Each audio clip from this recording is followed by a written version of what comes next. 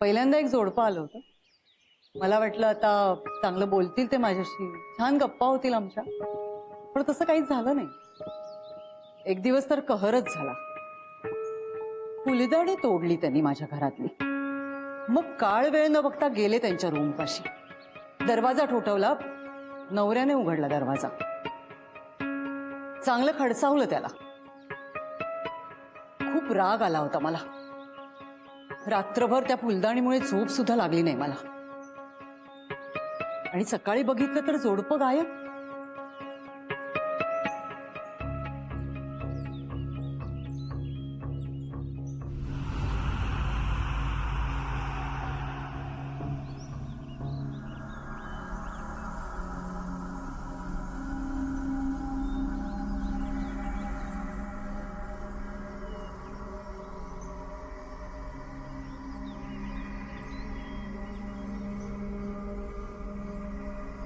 हीच ती फुलदाणी.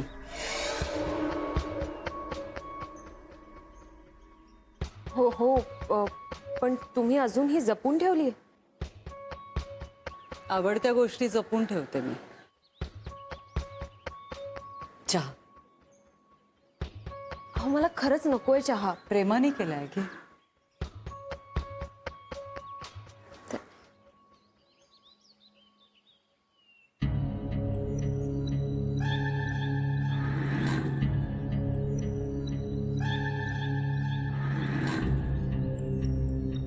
कुठे होतो आपण? ते नवीन जोडपं घर सोडून गेलं. त्यानंतर 2 सख्ख्या बहिणी इथे राहायला आल्या. मग मला वाटलं दोन्ही बायकाच आहेत, भांडणं व्हायची नाहीत. पण यांची तऱ्हाच निराळी. त्या जोडप्यापेक्षा ह्याच जास्त भांडायच्या.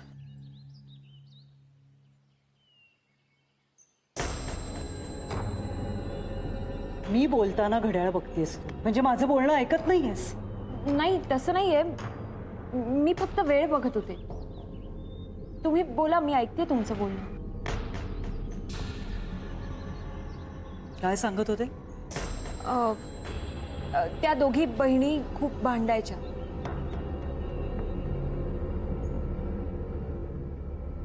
त्यातली एक बहीण बँकेत होती, दुसरी मोठ्या कंपनीत होती कुठल्या तरी. दोघी रात्री उशिरा यायच्या. आल्यावर रोज भांडण. मी स्वयंपाक करणार नाही, तूच कर. त्रास व्हायला लागला मला. मग मीच ठरवलं आपणच जेवण करून द्यावं, म्हणजे यांच्यातली भांडणं तरी मिटतील. मग स्वयंपाक केला, जेवण करून दिलं त्यांना. त्या दिवशी काहीच आवाज आला नाही.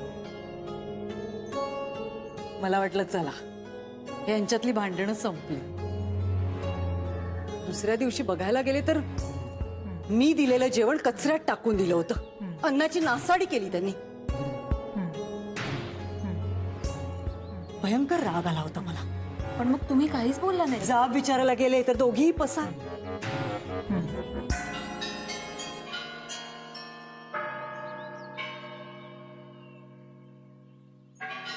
चहा घेतेस ना?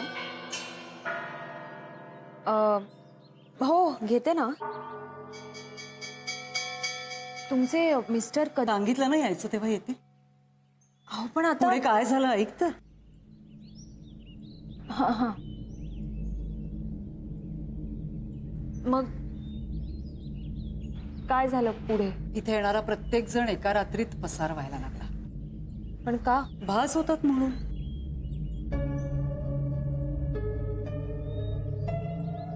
लोकांना काहीही माहित नाही तरी घाबरतात.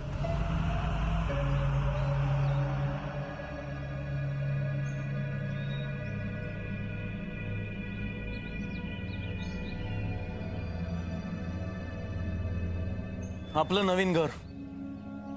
आपल्या जुन्या घराची आठवण आली मला.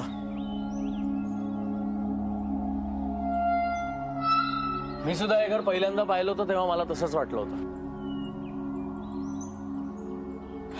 एनिवे, तुला कसं वाटतंय घर? बंगला तसा जुना आहे, पण स्ट्रक्चर इंटरेस्टिंग आहे. खूप अँटिक आहे. वेल म्हणून तर घेतलाय मी हा बंगला. मला आतून घर बघायचंय. एक्साइटमेंट वाढते माझी. चल. चल.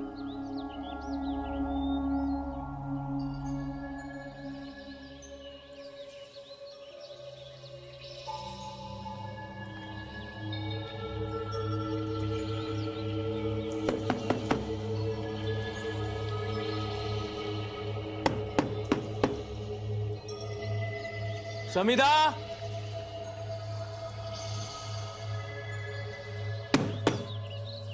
जखोबा,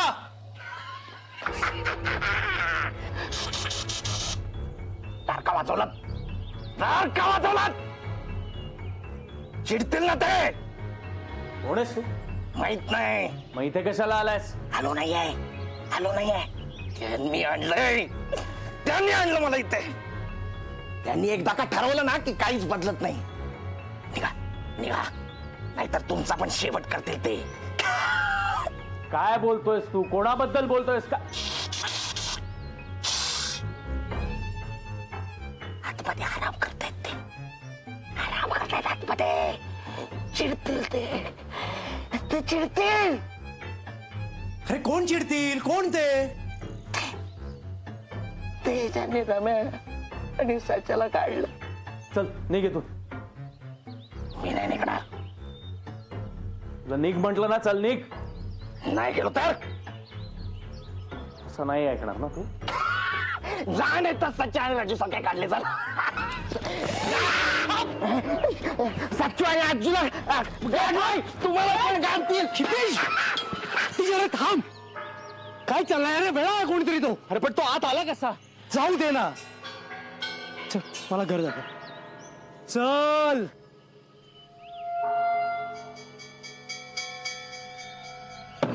समिधा, जखोबा, समिधा, समिधा,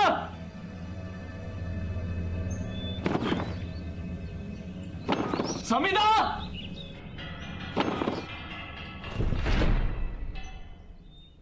समिधा.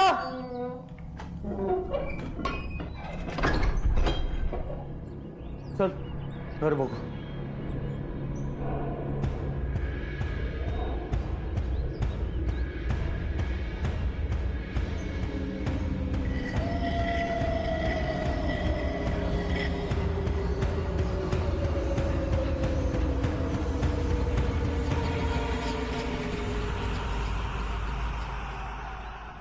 आता मला सांग, लोकांना जर 10 वर्षापूर्वीची केस कळली तर किती घाबरतील? 10 वर्षापूर्वीची कसली केस?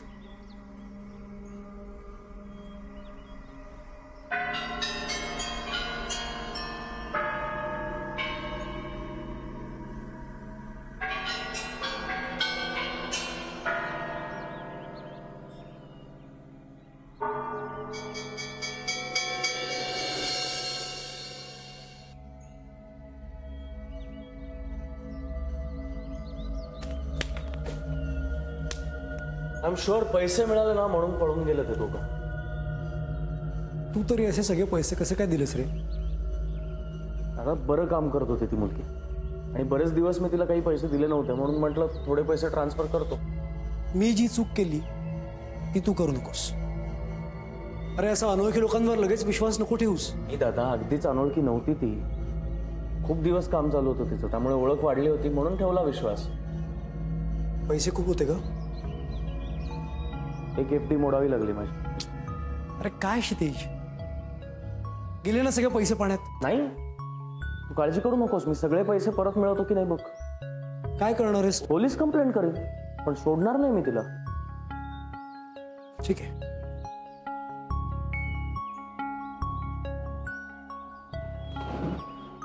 इंटरेस्टिंग. फर्निचर खूप जुनं आहे, अँटिक आहे. क्षितिज, मला वाटतं आपण इथे अवनीची रूम करूया.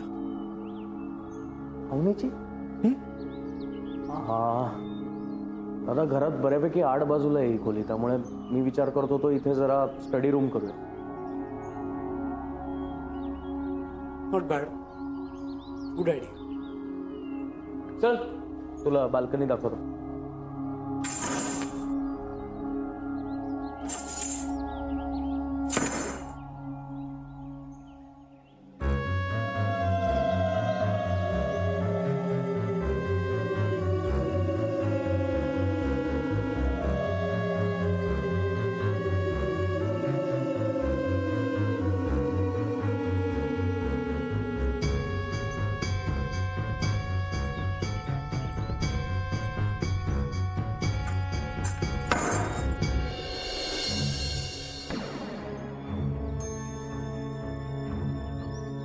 मिस्टर अँड मिसेस तारकरांची केस, ही केस मी कधीच नाही ऐकली. कशी ऐकशील?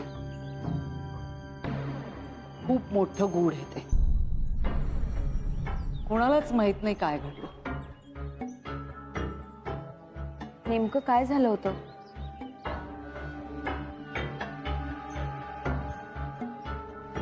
दहा वर्षापूर्वी तारकर नावाचं एक जोडपं राहायचं.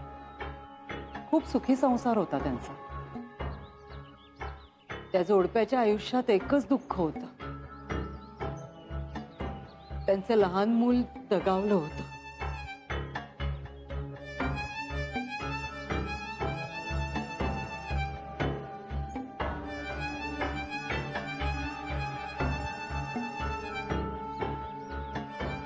तेव्हापासून मिसेस तारकर खूप वेड्यासारखं वागायच्या. सोसायटीतल्या आजूबाजूच्या मुलांना घरी घेऊन यायच्या, त्यांना खाऊ पिऊ घालायच्या. त्यांचं हे विचित्र वागणं कोणालाच पटायचं नाही. पण त्या मुलांचे आई वडील त्यांच्या मुलांना पाठवायचे नाहीत मिसेस तारकरांकडे. ती मुलंही घाबरायची नंतर त्यांच्याकडे यायला. त्यामुळे खूप चिडायच्या त्या. हे तुमचं नाही, माझं मूल आहे असं सांगायच्या त्यांच्या आई वडिलांना.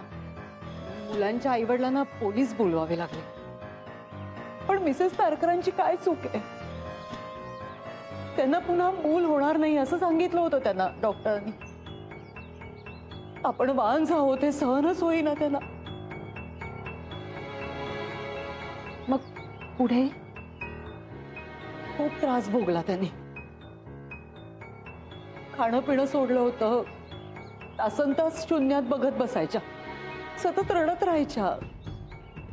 पण मिस्टर तारकरांनी खूप समजून घेतलं त्यांना.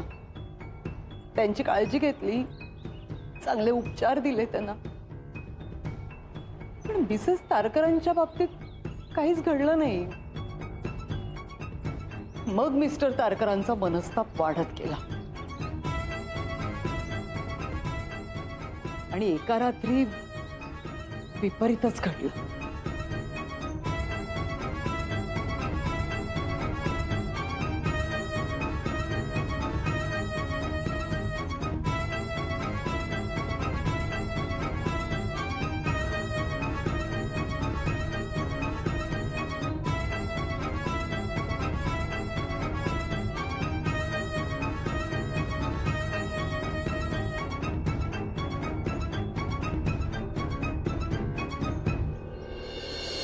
मग आता काय करायचंय? अवनीचा वाढदिवस आपल्या या बंगल्यात साजरा व्हावा अशी खरीच इच्छा होती माझी. बघू पण आता. आणि जोशींनाही सांगितलंय मी त्या समीराचा शोध घ्यायला. ठीक आहे, आपण काहीतरी मार्ग काढूया यातून.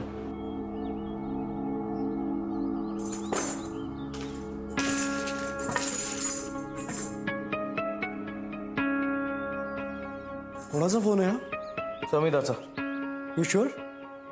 हा, आत्ता बंद आहे पण आय एम शुअर हा तिचाच फोन. याचा अर्थ तिचा फोन घ्यायला तिला इथे यावंच लागेल. तिला यावंच लागेल. आणि जरी नाही आली तरी हा फोन वापरून आपण तिचा पत्ता शोधायचा प्रयत्न करू शकतो.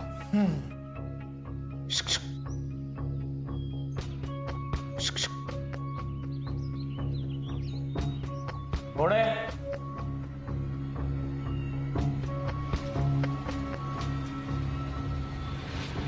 कोण आहे?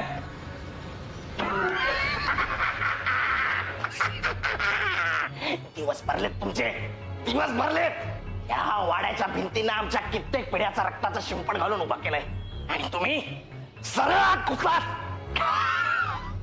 या वाड्यात वाऱ्यानं पान जरी उडून आलं तरी माझ्या परवानगीशिवाय बाहेर जात नाही ते. तुम्ही कसे जाल? कसे जाल? या घरात लपून बसलेली गिधाड लचके तोडतील तुमचे लचके.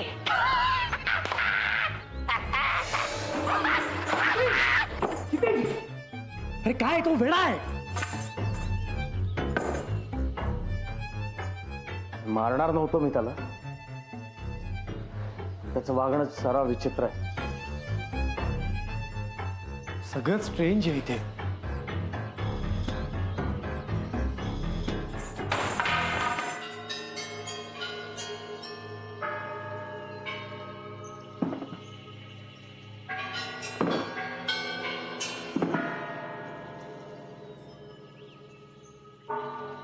चल आपण निघूया इथून. चल.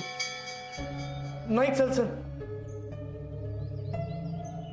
चल.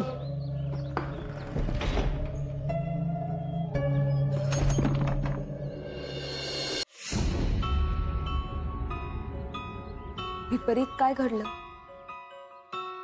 साफसफाई करताना त्यांच्या हाती काही कागदपत्र लागली. ती कागदपत्र म्हणजे त्यांच्या मुलाची पॉलिसी होती. त्या पॉलिसीनुसार त्यांच्या मुलाच्या मृत्यूनंतर मिस्टर तारकरांना लाखो रुपये मिळणार होते. मग मिसेस तारकरांच्या मनात शंका आली की पॉलिसीचे एवढे सगळे पैसे गेले कुठे, आणि तोट्यात चाललेला मिस्टर तारकरांचा बिझनेस अचानक व्यवस्थित कसा चालायला लागला. म्हणजे तुम्हाला असं म्हणायचंय की ज्या वेळेला मिसेस तारकरांनी त्यांच्या नवऱ्याला ह्या सगळ्या गोष्टी विचारल्या तेव्हा खूप मोठं भांडण झालं त्यांच्यात. झटापट झाली. त्या झटापटीत मिस्टर तारकरांनी त्यांचं डोकं भिंतीवर आपटलं आणि त्या जागच्या जागी गेल्या.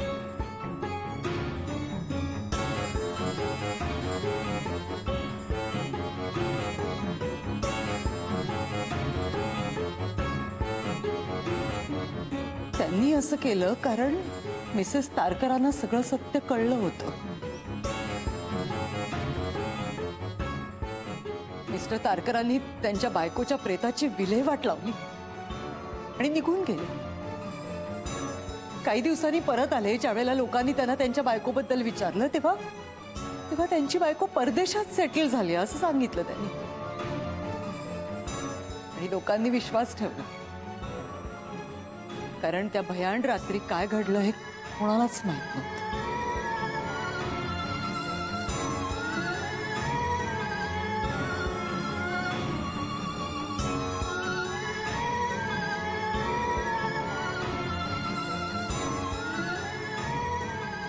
चहा घेणारच?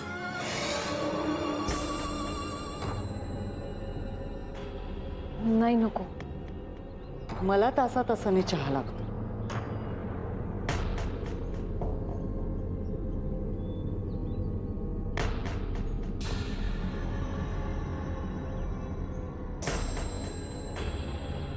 एक मिनिट. त्या रात्री नेमकं काय घडलं हे जर कोणालाही माहित नव्हतं तर मग या बाईला कसं काय कळलं?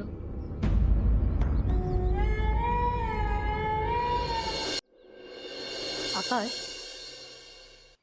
अवनीच्या बर्थडेची तयारी झाली?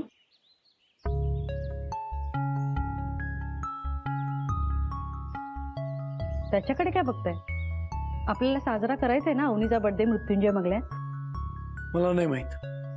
वाटलंच मला. सरळ सरळ सांगा ना, तुम्हाला अवनीचा बर्थडे साजराच करायचा नाहीये. काय बडबडतीयस? अवनीचा बर्थडे सेलिब्रेट करायला मला का नाही आवडणार? मग मला काय माहित हे काय उत्तर झालं का? वहिनी, तू जरा वाद वाढवू नको.